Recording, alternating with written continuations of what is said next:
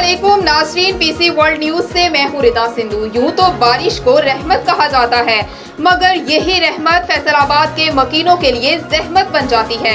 ऐसा ही आपको अहवाल दिखा रहे हैं फैसलाबाद पीएचए ऑफिस रोड का, जो कि बारिश बरसने के बाद तालाब का मंजर पेश कर रहा है। हमारे नुमाइंदे खुसूसी फैसलाबाद शाहजेब मुखी की तफसीलात के मुताबिक सुबह होने वाली बारिश ने पीएचए ऑफिस रोड को नहर में तब्दील कर दिया। आने जाने वाले लोगों के लिए मुश्किलात। वासा फैसलाबाद को चाहिए कि सीवरेज का निजाम ठीक करने के लिए इकदाम करे, ताकि फैसलाबाद के मकीनों को हर बारिश के बाद अजियत से बचाया जाए।